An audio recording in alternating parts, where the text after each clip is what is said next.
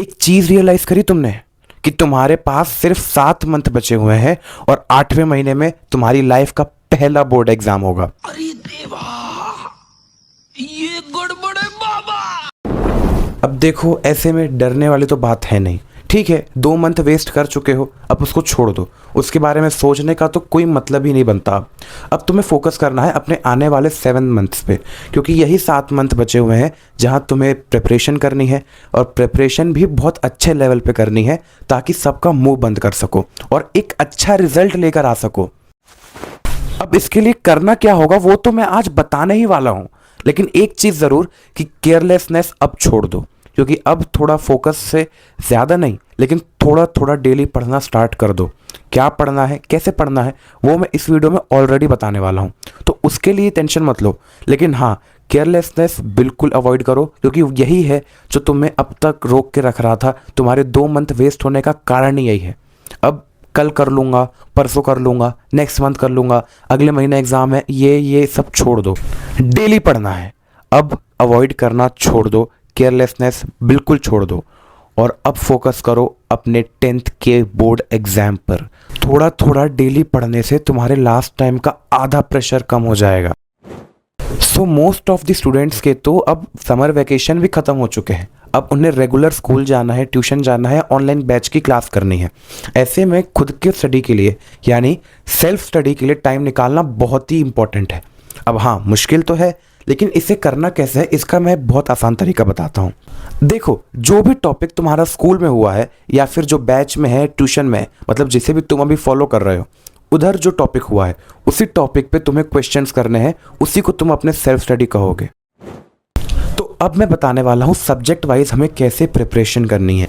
तो इसके लिए हमारा फ्लो होगा, सबसे पहले अंडरस्टैंडिंग बनाना, उसके बाद एनसीईआरटी रीड करना, फिर एनसीईआरटी क्वेश्चन करना, फिर पीवाईक्यू करना और फिर रिवाइज करना। जब इतना हो जाए इसके बाद ही हमें एक्स्ट्रा बुक्स उठानी है।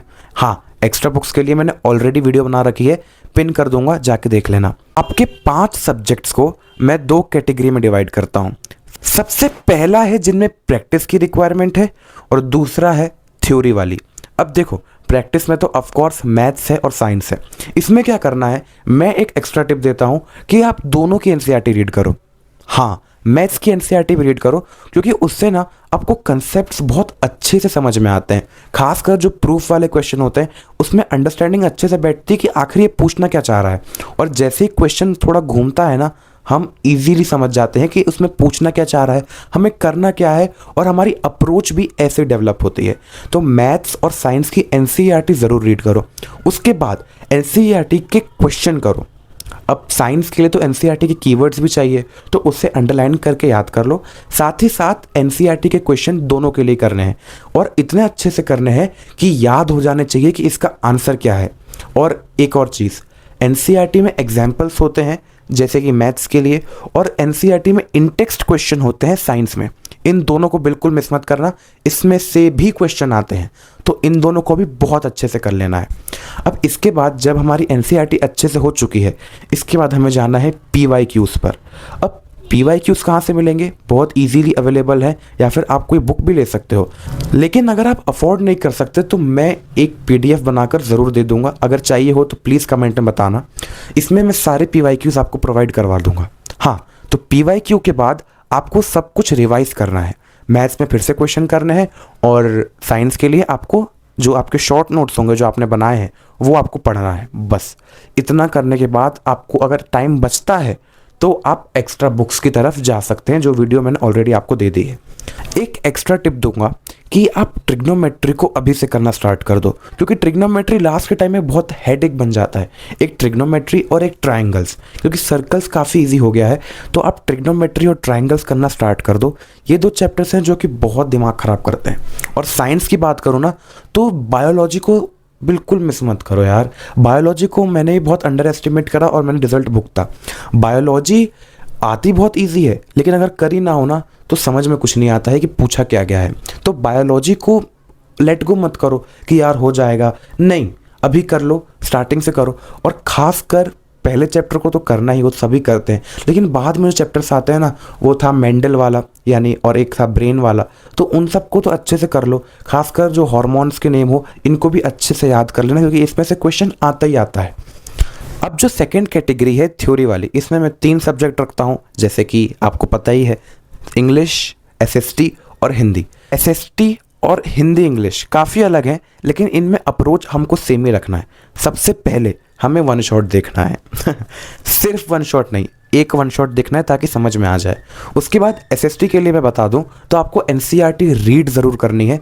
खासकर आपको जो बगल में ब्लू बॉक्स दिए हुए हैं, जो पिक्चर्स दी है ना, उसको याद रखना, क्योंकि बहुत ज़रूरी है यार। मैं भी फंस गया था इसी चक्कर में, मैंने करा नहीं, और जो नहीं करा वही पिक्चर एग्जाम में आ गई थी।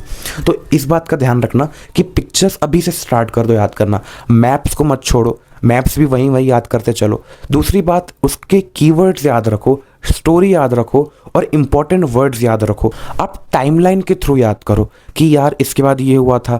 मान लो सबसे पहले गांधी जी आए, गांधी जी के बाद हमारा जलियांवाला बाग हुआ, जलियांवाला बाग के बाद एनसीएम लॉन्च हुआ, एनसीएम के बाद चौरी चौरा इंसिडेंट, इसके बाद ये सब होते होते लास्ट तक 1942 क्विट इंडिया मूवमेंट तक हमें ऐसा टाइमलाइन बनानी है एक पेज पर, और उसके अकॉर्डिंग सब कुछ याद रखना है, तो बहुत इजीली हो जाएगा।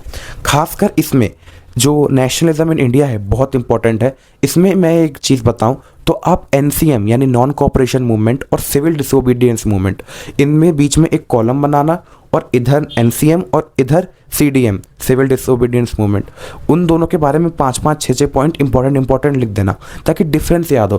क्योंकि मैंने क्या करा था कि मैंने एनसीएम में सीडीएम का पॉइंट लिख कर आ गया था। आपको ये नहीं करना है, आपको अच्छे से इसको प्रिपेयर करना है। इसके बाद अब जब आपका एनसीईआरटी रीड हो गया, आपको सब समझ में आ गए, इसके बाद एनसीईआरटी के क्वेश्चंस। जब एनसीईआरटी के क्वेश्चन हो गए तो revise and then extra questions, PYQs मत भूलना। इसके बाद हिंदी इंग्लिश के लिए तो एनसीईआरटी रीड करो, फिर पढ़ो, फिर क्वेश्चन करो और ख़त्म काम।